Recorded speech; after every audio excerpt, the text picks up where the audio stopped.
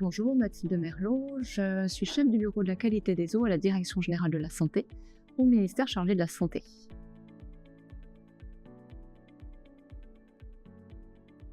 Alors aujourd'hui, en milieu urbain, on va utiliser l'eau pour boire, pour préparer les repas, pour se laver. Et au niveau d'une collectivité, on va aussi utiliser de l'eau pour assurer la sécurité incendie, pour arroser les espaces verts, pour nettoyer les voiries, pour alimenter les piscines municipales.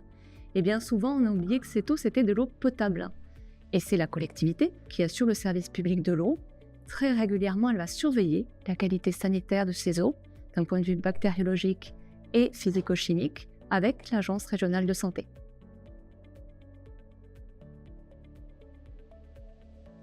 Alors ça, c'est une question qu'il convient de se poser dans un contexte plus global, qui est celui du changement climatique. L'eau devient une denrée rare. On a plus de sécheresse, plus de vagues de chaleur. Et alors qu'on était dans une utilisation, une gestion de l'eau en ville qui avait tendance à évacuer le plus vite possible l'eau, elle devient une denrée rare et précieuse qu'il faut préserver. Pour cela, il y a plusieurs possibilités qui s'offrent aux collectivités, et notamment celle de récupérer l'eau ou réutiliser de l'eau non potable plutôt que de continuer à prélever dans les milieux. Avec le plan eau de 2023, ce processus de réutilisation ou de récupération de l'eau s'est accéléré. Aujourd'hui, on peut utiliser en ville des eaux impropres à la consommation humaine pour arroser les espaces verts, pour nettoyer les voiries.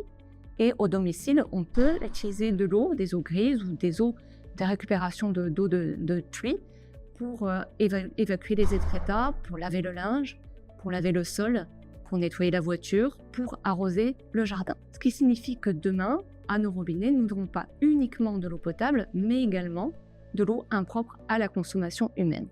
En revanche, l'utilisation de ces eaux pour l'alimentation, pour la boisson, demeure interdite.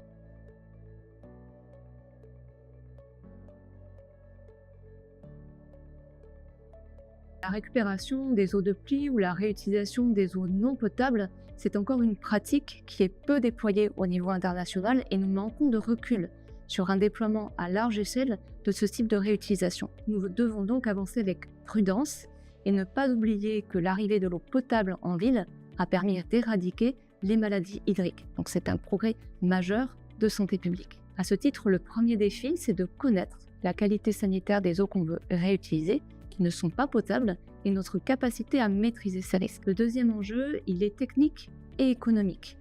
Si on utilise des eaux impropres à la consommation humaine pour d'autres usages que la boisson ou l'alimentation, cela signifie qu'il faut installer un deuxième réseau dans le bâti, un réseau qui va être séparé du réseau d'eau potable. C'est une difficulté technique, mais aussi économique, car tout cela a un coût. Enfin, le troisième défi, il est environnemental, dans une approche intégrée de la santé de l'homme et la santé de l'environnement, qui doit nous guider dans nos priorités d'utilisation de l'eau demain en ville. Enfin, c'est aussi un choix de société. Quelle eau non potable souhaitons-nous utiliser demain en ville? Pour quels bénéfices? Pour quels risques? Pour nous et pour la santé de la planète.